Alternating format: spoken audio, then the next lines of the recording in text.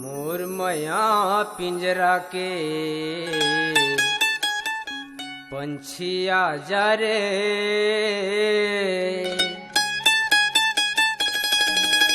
आजा वो मैना आजा, मोर मन बलावत रे।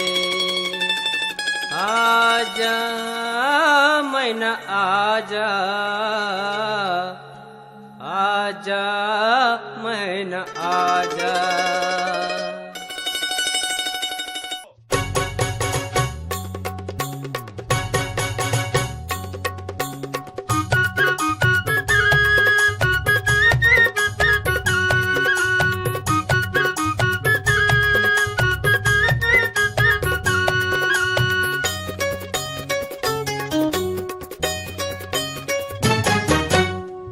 मया पिंजरा के पंछी आजा रे, मोर मया पिंजरा के पंछी आजा रे, आजा वो मैना आजा, मोर मन बलावत रे।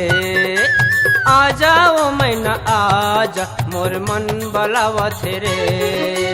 मोर मयारू राजा बर नैना तरसे रे, मोर मयारू राजा बर नैना तरसे रे, आजा मयारू ते आजा, मोर मन बलावत गा, आजा मयारू ते आजा, मोर मन बलावत गा।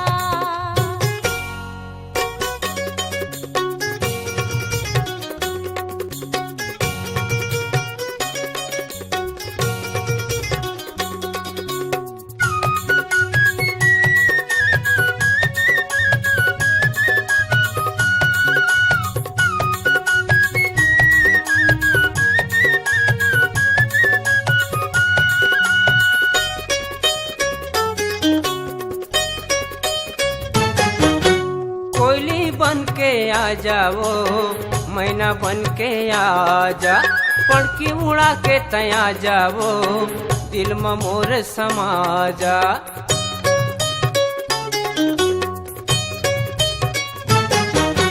कोयली बन के आ जाओ, मैना बन के आजा, पड़की उड़ा के तया जाओ, दिल में मोर समाजा। खोजे तोला मन मन तय कहाँ लुकाए रे, खोजे तोला मन मन तय कहाँ लुकाए रे, आजा वो मैना आजा, मन तोला बलावत रे। आजा वो मैना आजा, मन तोला बलावत रे।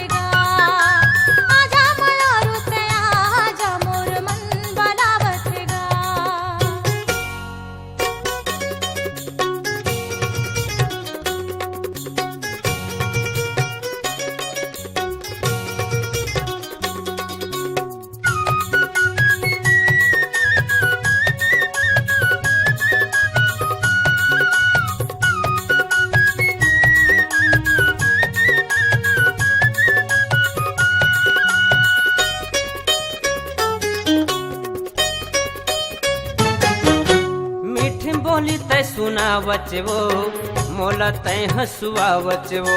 नजर में नहीं तो दिखच वो सपना में नहीं आवच वो